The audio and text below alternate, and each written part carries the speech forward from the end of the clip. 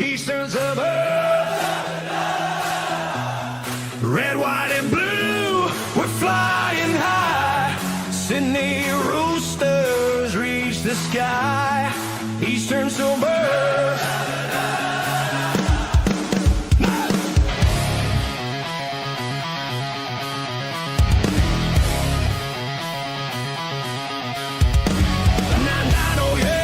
Took flight, come on. Born in Bondi, southern skies ignite. From the east our spirits rise. Red, white, blue, our story told. From nothing we rose, made our claim. Eastern pride, we built our name. Stronger now, we never fall. Rooster spirit standing tall. Yeah, come on, feel that pride, let's go. Since the start the legacy lives. Power the heartbeat gives. Red and blue, we walk with pride. Fans by side, can't hide our vibe. Flags up high, crowd in sync. Roosters rule, we never blink. Eastern suburbs. Eastern suburbs. Red, white, and blue, we're flying high. Sydney Roosters reach the sky. Eastern suburbs, Roosters! Get up! Feel that pride!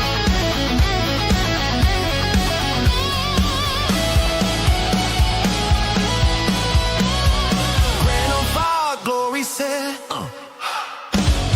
Fighting with fire, no regrets. Yeah! Every tackle, every try, hit hard. What is up, ladies and gentlemen? Welcome back to the Sydney Roosters Diehards. It is Hainsey here, and we are back for your weekend wrap-up.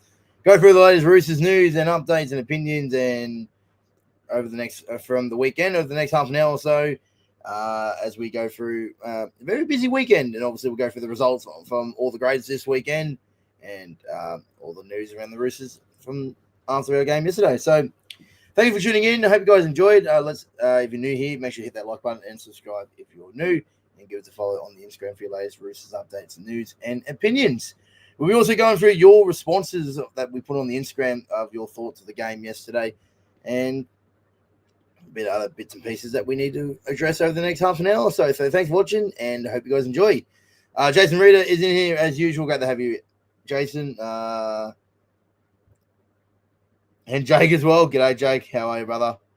We'll go through a little bit of all the scores and that around the grounds for the weekend and all that kind of stuff. So thanks for watching. Hope you guys enjoy.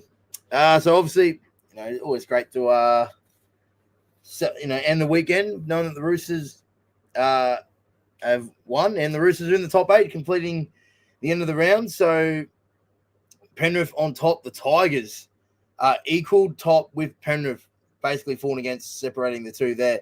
But the Tigers are sitting second on the table, equaled first after 6 rounds. Incredible stuff there from the Tigers. Gee, the Warriors didn't have the good win yesterday against the Melbourne Storm. They're in third on 8 points. The Cowboys have shot into the top 4 after being last in round 2. Terrific turnaround there by the Cowboys. South are 5th. Newcastle, their loss today, they dropped to 6th. Bulldogs are in 7th, and the Roosters round out the top 8 on 8 competition points. So basically, falling against and separating 3rd place down to 8th. So only falling against outside 3rd spot. So, very, like I said during the week, a very crucial win against the Sharks was needed. And, yesterday was a very crucial win. We jumped the Sharks on the ladder. They're outside the top 8 while we're in the top 8. So still early doors, still 6 rounds into the season, but always nice to see the Roosters in the top 8. Hopefully, we can continue our climb up the ladder with a big performance coming up this weekend. Next Sunday, we take on Newcastle at Allianz. So another big game required. I believe I heard in the coverage today that Dylan Brown might be back for the night. So they'll strengthen there. But obviously after a loss today, they'll be requiring a bounce back. And it's going to be nevertheless a great game coming up next week, and we'll look forward to it next Sunday there at Allianz. Manly, the Sharks there at 9th on 6 points. Manly 10th on 6 points. The Broncos also on 6. The Dolphins had the bye this week. They're also in the 12th on 6 points. Melbourne are 13th on 4 competition points. That is just crazy. That's just crazy. The Titans, great win for them today. 52-10 over the Eels. Gee, Parramatta, they're in a struggle street at the moment as well with all the injuries. Canberra, a big win against South Sydney yesterday. They've climbed up only up the 15th, but a much important win for them. Parramatta, they're oh geez, Parramatta second last with only the 2 wins, and then the Dragons are last. So that's obviously the live ladder from round 6, but at the end of the day, it was massive win for us yesterday. That gets us into the top 8, so that's where we want to be. Hopefully, we can just continue climbing up the ladder. Hopefully, if some results go, obviously, we do beat Newcastle, that will jump them. So, and hopefully, another result goes our way in that meantime. So, we're starting to take shape. The ladder, equaled from 3rd. We just need that big performance to get our for and against intact. Obviously, we improved it yesterday with a 10-point win, 12-point win. So we've gone from -35 to -23. So, but, we're the only team in the 8 that has a negative differential. But, all it takes is a big performance. Maybe the Dragons game that might get us into the plus differential for our for and against and get us going. Who knows? Jake says rugby league doesn't make sense anymore. Tigers 2nd, Melbourne 13th. Oh, mate, that was it's crazy stuff. Melbourne in a big hole at the moment. I know they got some injuries and all that, but yikes. And I said it last week when Melbourne lost 50-10 to the Penrith, and I said it, why if Trent Robinson's under pressure, why isn't Craig Bellamy? Craig Bellamy hasn't done much either in that time. Obviously won a comp in 2020. 1 year after Trent Robinson, but yet Trent Robinson, all the head noise is around him as well at some point. But all of a sudden, not really much said about Craig Bellamy at all, which is confused, because they're in rare times, Melbourne. Melbourne don't concede 50 points. They don't lose 4 in a row. They're in a weird time at the moment, Melbourne. But have they really been anywhere close to winning a competition in the last couple of years, apart from making grand finals? Were they ever expected to beat Penrith in 2024? And another premiership that got away from them last year. So, Craig Bellamy hasn't been able to win a premiership without the big 3, he did it without Cooper Cronk and Billy Slater, but more importantly, he hasn't won anything without Cameron Smith. And, and you look no further than the 2008 grand final, he wasn't there. Melbourne got pumped 40-0 while cheating the salary cap. So I'm not, I'm not criticizing or putting down a coach like Craig Bellamy. He's a great coach. We all know that. I respect the hell out of him. But when you're coming after Trent Robinson after having bad performances and yet nothing's being said because it's Craig Bellamy, it just clearly shows how underrated Trent Robinson is as a coach, And like I said after the Penrith loss, I said it was what the best, if you want the headlines to go away, if you want the pressure to ease, win games. And we've come out and done that. Hang on, excuse me, guys.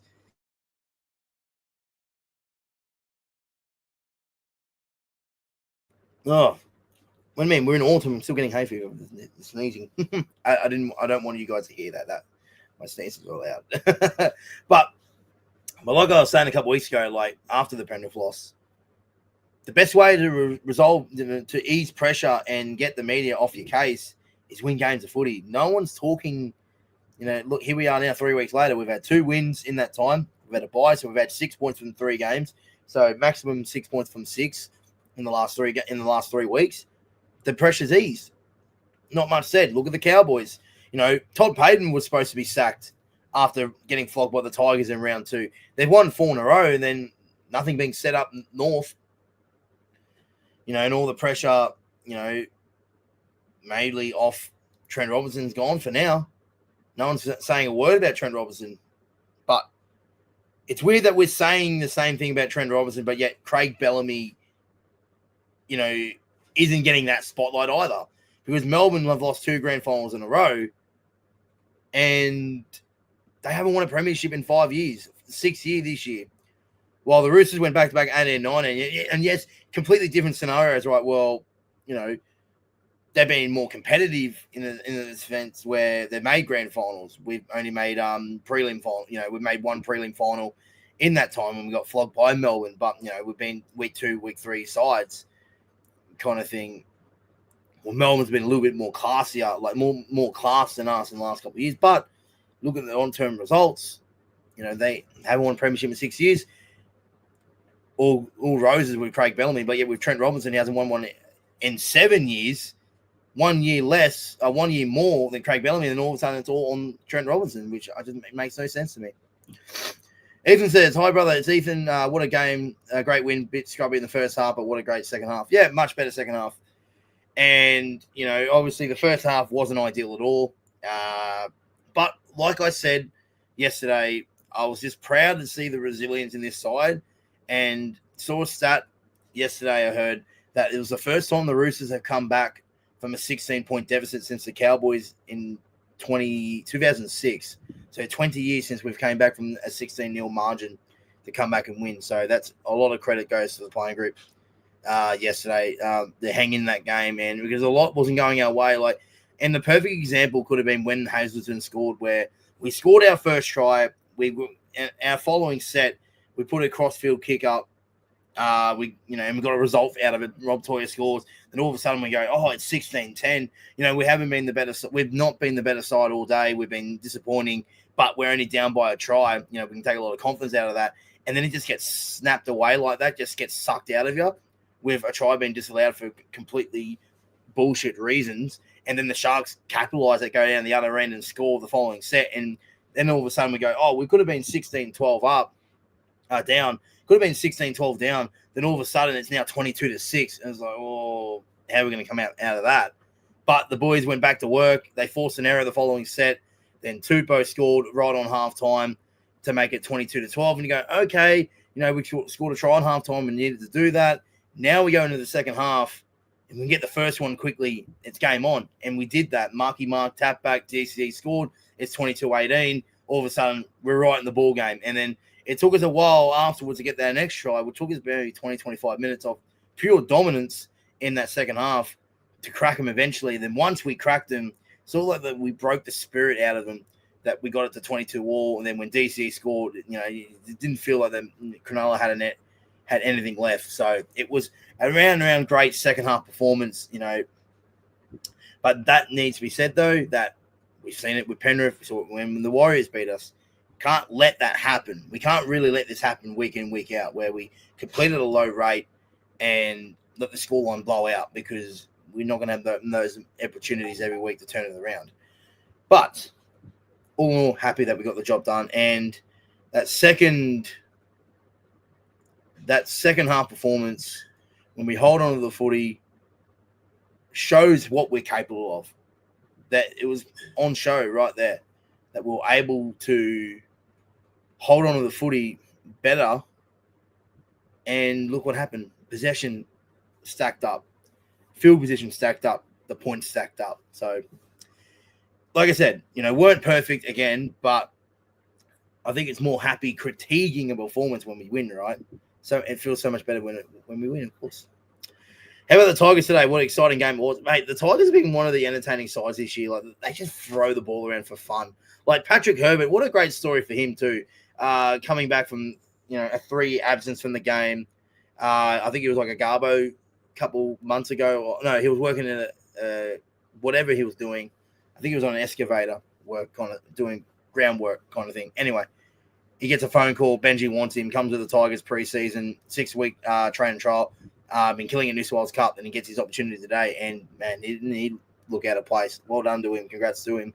Mate, and the passes, like the one, it was like an NFL pass. It was backwards, all legal, of course. Like, he just threw it out the back of Taruva on the chest to score. There was one where we got disallowed in the first half. Like, it was entertaining stuff from the Tigers. So, good on them. And it's great for the game when they are doing well. Like, and, they're going to get popularity everywhere they go. Like, and like I said, like, I generally believe when we get to round 25, round 26, when we play the Tigers, it could be a significant day, right? We're going to have the Tigers looking for a top 4 spot, maybe up against us, top 4 spot on the line as well. Top 4 clash, maybe.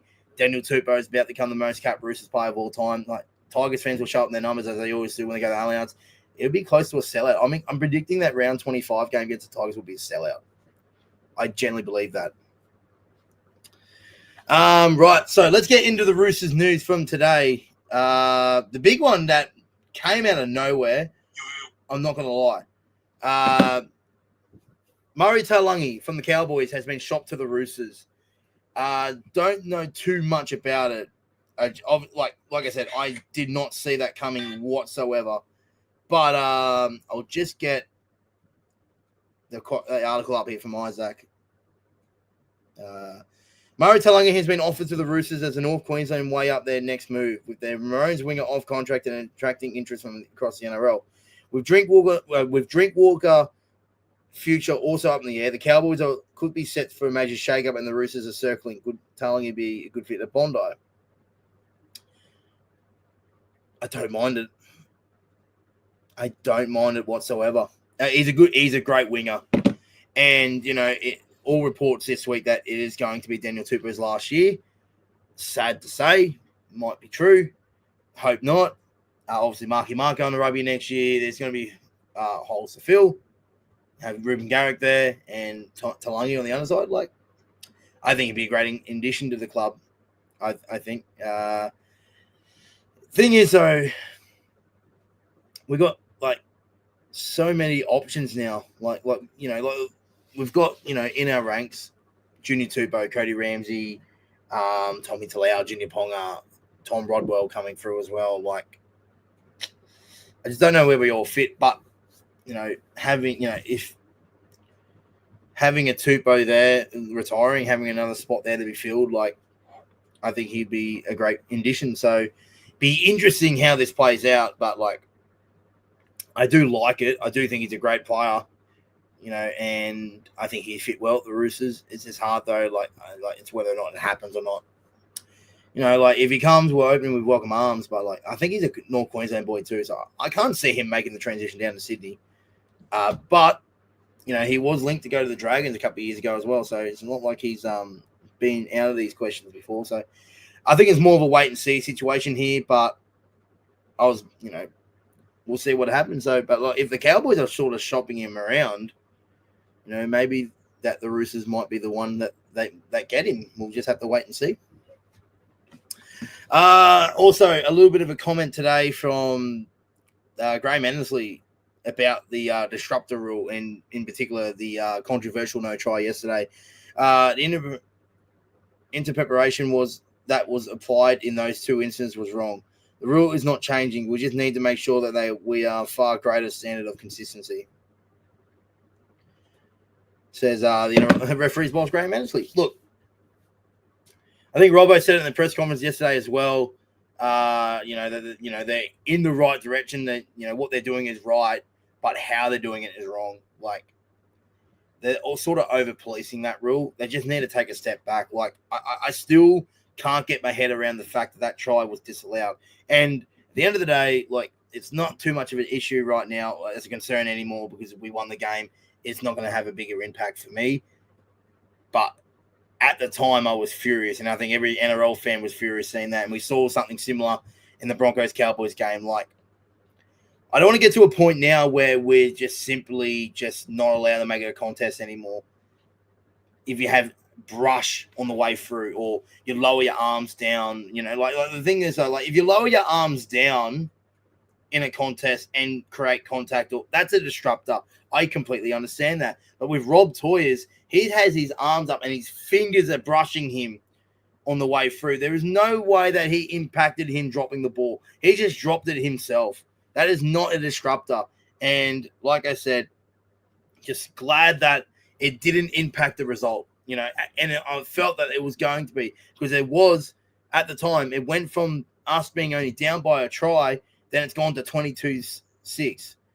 And thankfully, that disallowed try, 12-point turnaround, didn't impact the result. We went out there and won the game. So it's all well and good. I think it's a good scenario here for the NRL, that they've got a call wrong in the game that hasn't impacted the result, and the team that got screwed by it has won that game.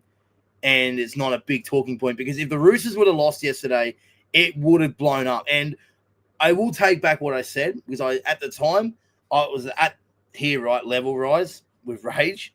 And I said, though, nothing was going to be done about it, because it's the Roosters. Everyone hates the Roosters. They won't speak up about it. And I'll take my hat off and say I was wrong about it, because all the NRL fans out there today or yesterday and that, they were just as disgusted as what Roosters fans were. And that's great to see that, it doesn't matter what club you support. You might hate like we even saw in comments, South fans that, we all know the rivalry between us and South, even South fans going and saying, I'm a diehard South fan, I can't stand this club. But when that call went wrong, they were absolutely filthy. And it would be the same way. If that happened in the game to South, I'd probably be the same as well, because at the end of the day, we support the game of rugby league, and when the game and a call that doesn't go, it isn't the right call, that's just a Barry Crocker. We want to call it out, and we want to voice our opinion and say, no, you are wrong. And that's basically been the NRL community today. They just say, no, that was bullshit. That should not have been disallowed. That should have been a try. And I think it's more the fact that even if it was the Roosters or any other team, they're just sick of this rule, because it's just a joke. Like, I don't understand it. I don't understand the logic behind it. Like, what has Rob Toyer done wrong in that moment? But anyway, like I said, I'm glad that they've acknowledged it, and they're going to work around it to make it more consistent and, be less strict maybe. Well, you can all say it, but then hopefully, I'll probably say next week will be a lot more different, but what's going to stop them in a couple of weeks' time going back to the same rule? But anyway, like I said at the start, it doesn't, I'm not too fussed about it anymore. We won yesterday. It didn't impact the result, so I couldn't care less. But I'm glad that they're acknowledging it, and hopefully they can resolve it next week in the next games. Okay. We'll go through some questions that you guys have come in from yesterday and your thoughts on the game, and then we'll finish up with the weekend wrap-up results from the weekend. Semi says stressful. You and me both. C10 says never in doubt. It looked in doubt at 22-6. I'm not going to lie. Daniel Seaton says good game. Christine says Zavala looked great in centers. Too many errors. Huge loss for Sharks. Yeah, look, I completely agree. Hugo, we sent out. We gave our flowers to Hugo yesterday. How good he was at center. That first 40 minutes is a concern, but like I said, loved how we flipped it around and we got it right after.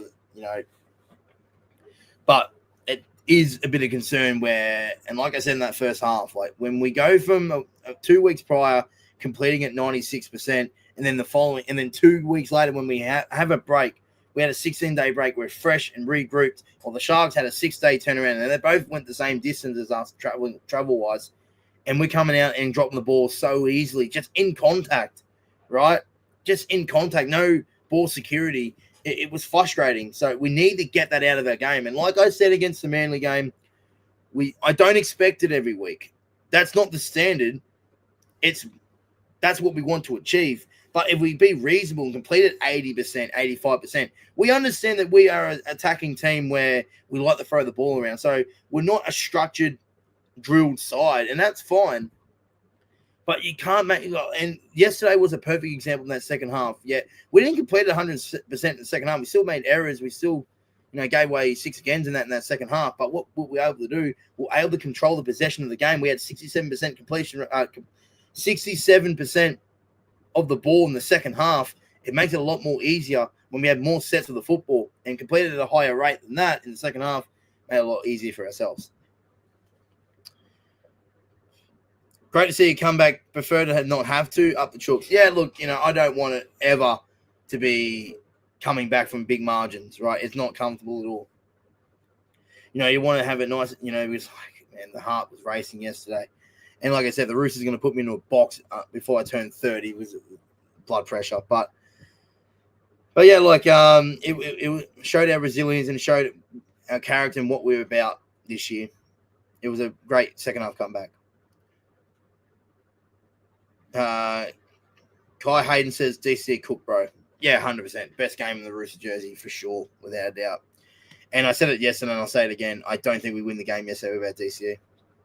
And he's starting to show what he was worth and the reasons why the Roosters were so keen for nearly 12 months to get in DCE to the Roosters because of the way that he stood up in that game, and again, the spine of Teddy, Walker, DCE, Robson will continue to build week on week.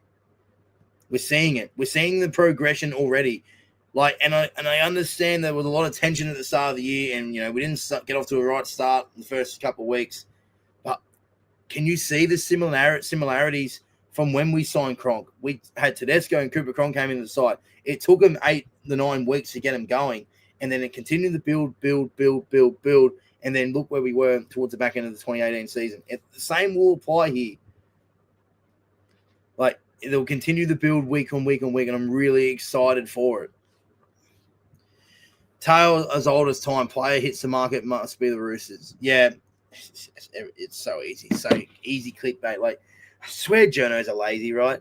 They're probably like, oh, Mario Taulagi been shopped around. Where's he linked to? Oh, let's just put the Roosters in. Because they always like this. It's ridiculous. But if it is true, I'd have him 100%. Good to see we heard head in there for 80 minutes, but I would like to see the daily in the 7 to see. That we heard. Oh, we hanged in there for the 80 minutes, but I'd like to see daily at 7 to see.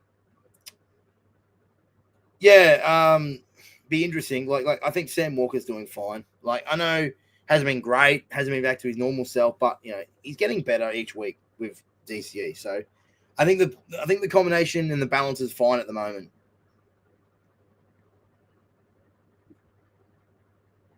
Just imagine we put those spells of brilliance into play for 80 minutes.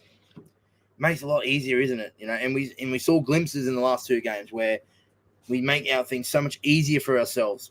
Points come and we win games of football. And we make it harder for ourselves. Look at how it plays out. And Jetty says, get rid of the disruptor rule for fuck's sake, contact sport. Yeah. It's funny to laugh back on it now because we won, but could you like I said, could you imagine if that was us when we lost? If that happened to us, and we lost the game, there, yeah. Let's just say it wouldn't be this calm right now. It wouldn't be this. Yeah.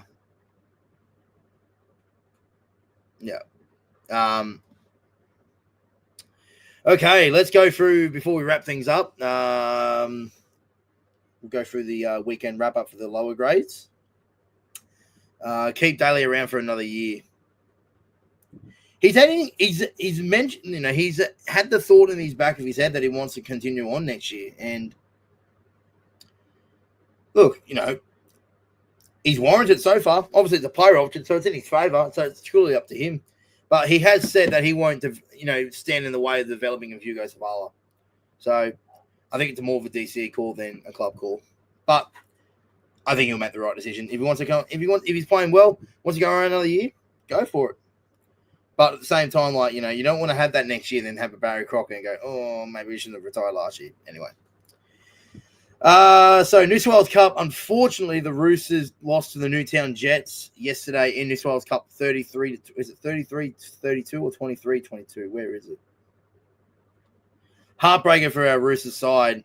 33-32. The Roosters were down 32 points to 8 in that second half, and the Roosters came back to level at 32-all. And literally the final play of the game was Newtown kicking a field goal to beat the Roosters there. So unlucky to the boys there. Very good performance. Blake Steep did play New South Wales Cup yesterday. Who were our try scorers? Owen Farley, Tom Broadwell, Junior Ponga, Max McCarthy, my boy, Maxie, off the bench scoring. Reece Foley and Jackson Allen. Reece Foley re-signed during the week too. So he's a gun and a star of the future as well. But yeah, literally with 4 seconds to go, they kicked the field goal. That's unlucky. So in terms of the result of the ladder, they're up there, the Roosters New South Wales Cup side. They're 5th on the ladder. So just 2 points off the top. So, but yeah, that's a tough loss for them yesterday. A win would have kept them in 3rd. Yeah, that's unlucky for the boys there. Jersey Fleet got touched up, I believe. I think it was 52-10. So they've been up against it this year. The Roosters Jersey Flag side, 52-12. Unfortunately, so that's no good there. I think they'll be down towards the bottom of the ladder. Jersey Flag, 12 and 4 points.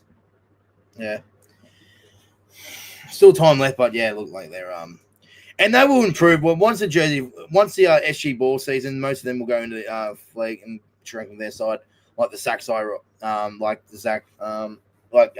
Bassing weight. Once the SG ball season ends, he'll be playing flag for the rest of the year. And speaking of that, we'll go through the lower grades final series that kicked off yesterday.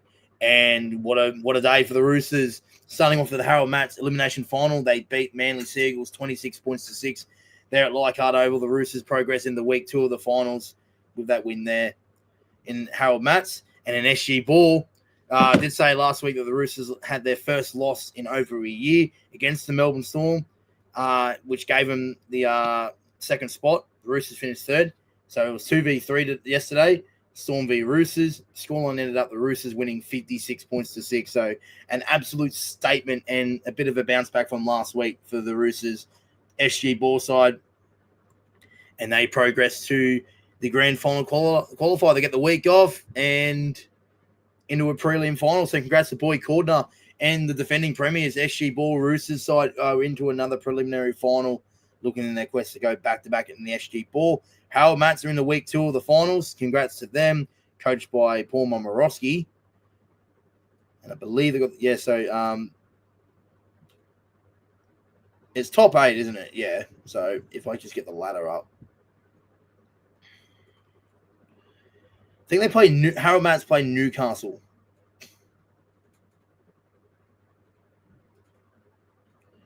Harold Matts.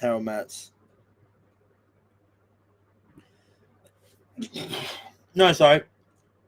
They play Penrith. Yeah, they play Penrith. So the Roosters will play Penrith this week for a spot in the preliminary final against the Steelers next week. So that's the only lower grade in action next week, apart from the senior pathway grades, reserve grade and Jersey Flag. But in the junior grades, Howard Matts are in action next week for a spot in the grand final qualifier. The Roosters SG Ball side are already in there. So if you're not, obviously that will probably be out Tuesday. That's when the draw comes out for that week, maybe. So we'll keep you guys updated throughout the week as well. And also, finally, wrapping up the junior girls competitions. Tasha Gale. Roosters lost 20-18 to the Sharks, Indigenous Academy side. And is that an elimination game? I'm not too sure. No, 1v4. So they'll play the winner of Penrith and the Tigers, which was a win. So the Roosters Indigenous Academy will play the Panthers next week for a spot in the preliminary final as well. And for the Lisa final, Central Coast Roosters lost 28-18 against Parramatta, where they finished on the ladder in that competition. They finished 4th, so they will play. If that's the case, they will play the winner of the Panthers game.